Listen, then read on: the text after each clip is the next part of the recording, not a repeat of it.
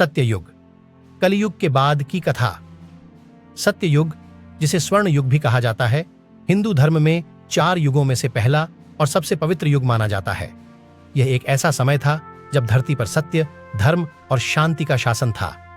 किंवदंतियों के अनुसार कलियुग के अंत के बाद जब पाप और अधर्म अपनी चरम सीमा पर पहुंच जाएंगे, तब भगवान विष्णु का 10वां अवतार कल्कि अवतरित होकर अधर्म का नाश करेंगे और सत्ययुग की स्थापना करेंगे।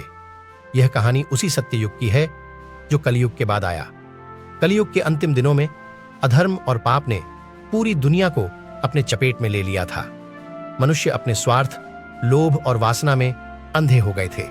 सत्य, न्याय और धर्म का कोई मूल्य नहीं बचा था। इस अराजकता और अंधकार के बीच भगवान विष्णु ने कल्कि के रूप में अवतार लेकर अधर्म का नाश किया। उनकी तलवार से पापियों का संहार हुआ और संसार को पवित्र किया गया। जब अधर्म का नाश हुआ और संसार पवित्र हो गया, तब सत्ययुग का प्रारंभ हुआ।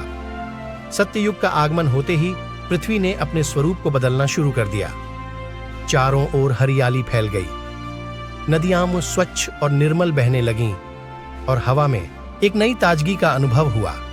लोग अपने पुराने पापों से मुक्त होकर एक नई शुरुआत करने के लिए तैयार थे। सत्ययुग के प्रारंभ में लोग एक नई नैतिकता और धर्म के साथ जीवन जीने लगे।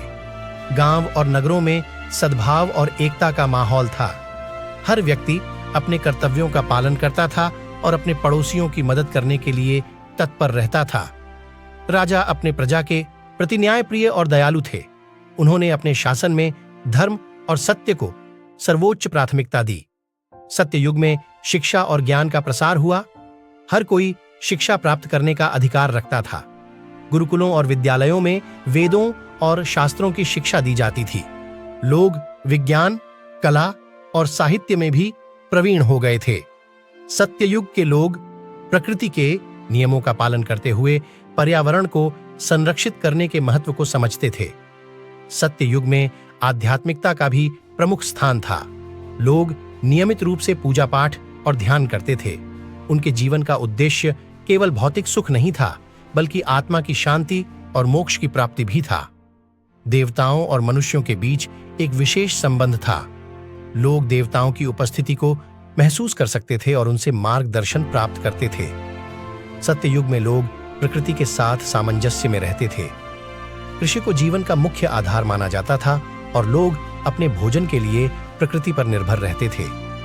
फसलें भरपूर होती थीं और मौसम सदैव अनुकूल रहता था। लोग अपनी आवश्यकताओं के अनुसार ही प्रकृति से लेते थे और उसके संरक्षण का विशेष ध्यान रखते थे। सत्ययुग शांति और समृद्धि का युग था। लोगों के दिलों में कोई द्वेष या बैर नहीं था। हर कोई एक दूसरे के प्रति सम्मान और प्रेम की भावना रखता था। लोग अपने जीवन में सुख और संतोष का अनुभव करते थे। सत्ययुग में युद्ध, गरीबी और रोग जैसी समस्याएं नहीं थीं।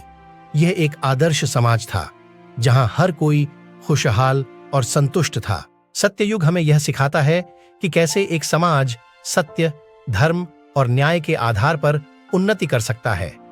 यह युग हमें दिखाता है कि जब लोग अपने कर्तव्यों का पालन करते हैं और सदाचार को अपनाते हैं, तो समाज में शांति और समृद्धि स्थापित हो सकती है।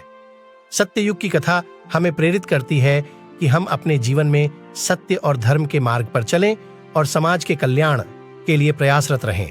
सत्ययुग, कलियुग के बाद आने वाला युग, एक आदर्श समाज का प्रतीक है। यह युग हमें यह विश्वास दिलाता है कि चाहे कितना भी अंधकार और अधर्म क्यों न हो, अंततः सत्य और धर्म की ही विजय होती है। सत्ययुग की कथा हमें सिखाती है कि हम अपने जीवन में सत्य, न्याय और धर्म को अपनाकर एक सुंदर और समृद्ध समाज की स्थापना कर सकते हैं।